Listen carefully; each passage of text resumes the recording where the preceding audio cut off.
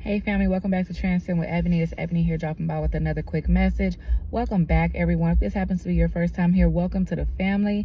If you happen to be listening on a podcast, welcome to another episode. I hope everyone is doing well today. I just have a quick message for someone. You are exactly where you are meant to be. You are exactly where you are meant to be. You may feel like this may be better. This could be better. This situation needs to be fixed. This situation needs to be turned around. And you may be so focused on these things, you're losing sight of where you are. Just embrace where you are in the present moment, because you're exactly where you are meant to be. Nothing is by coincidence with God, yet everything is intentional. Everything is on purpose for your purpose. So you are exactly where you are meant to be. So instead of getting frustrated with where you are, just surrender it to God and just say, you know what? You got to learn to be content where you are in every season of your life, and know that if it's not a blessing that you're receiving, it's a lesson that you're learning. So overall, it's still a blessing. Every day is a blessing.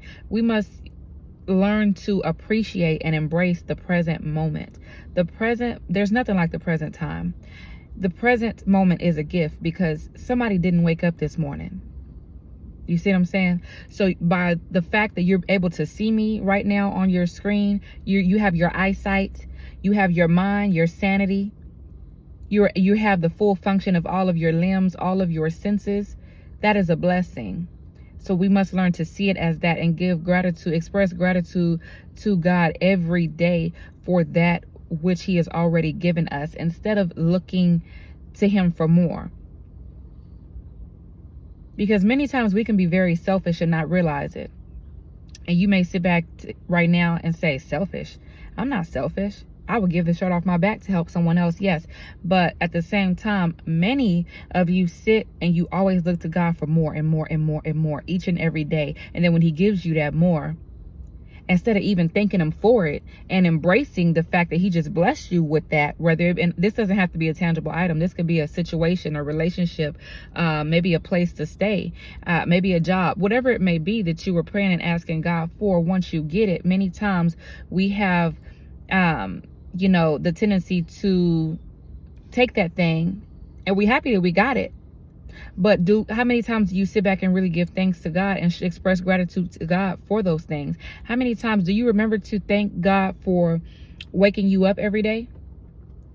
Do you remember to thank God for putting a roof over your head, clothes on your back, shoes on your feet, food in your stomach every day? I'm sorry, y'all, this air.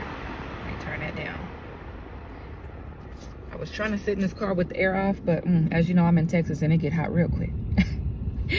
Anyway, so embrace where you are.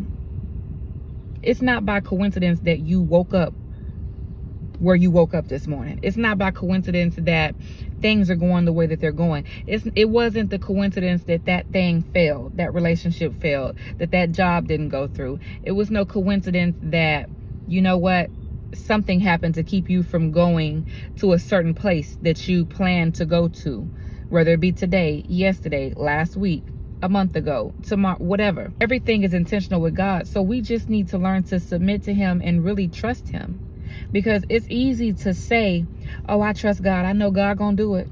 I know the Lord gonna come through. I know He gonna fix it. But in the midst of the situation in our day-to-day life, are we acting as if we trust Him to do it? Or are we trying to take matters into our own hands many of the time, and we try to manipulate things into the way that we want them to be? Many times, if you think about it, when you do that, that's when things fail.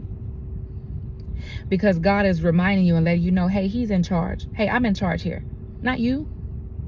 I created you for my purpose, to glorify my name. And all He needs you to do is surrender. That's it. So just embrace the present moment.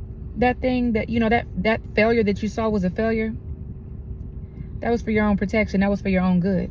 God has better for you. God has greater coming for you. That door that was closed on that relationship, that person mistreated you, but you love them so much and you want to ask God, you know what, how come it couldn't work out? How come they just couldn't see me for who I was? How come they couldn't just treat me better? How come they couldn't just love me better? They weren't supposed to. That wasn't the person for you. So God allowed them to mistreat you. God allowed things to go the way that they did, so that way he can cause that separation. Because if they would have treated you right, you would have stayed and you would have been with the wrong person all along, and you would have ultimately wasted your time. So though you feel you may have wasted time in the situation thus far, yet there were lessons that you learned in that situation. There were things that help you grow, things that cause you to stretch, things that cause you to maybe even learn to value yourself or set some strict, firm, healthy boundaries in your life. Everything happens for a reason.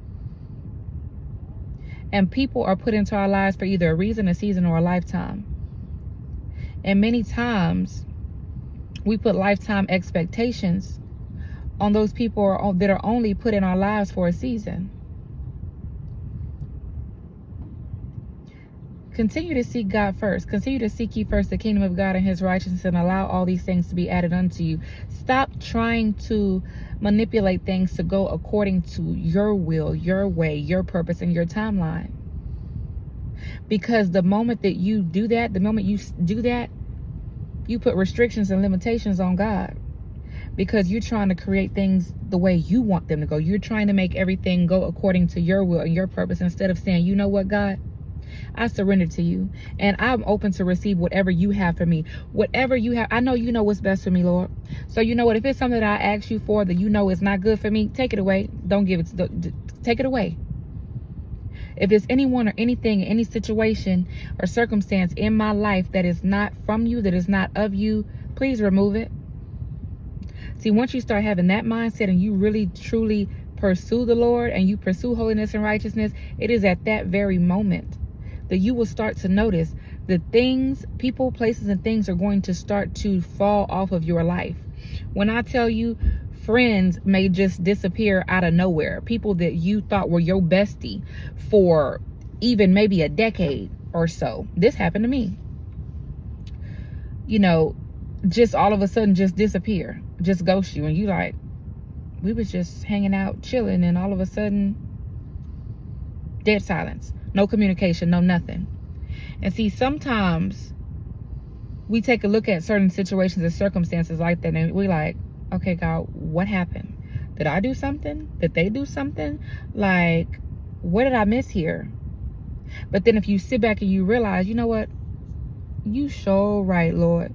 I did. I asked you to remove any and everything, everyone that was not sent by you.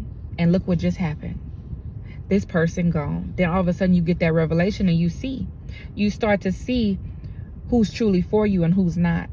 The moment you start to pursue the Lord with all of your heart, the moment you try to seek after God with all of your heart, the moment you decide to surrender your life to the Lord, the moment you decide to surrender your life to the Lord, that is when you will notice, you will realize who is for you and who's not for you, who is with you and who's against you, who has been trying to tear you down all along, who has been part of your downfall all along, who has been hindering you all along.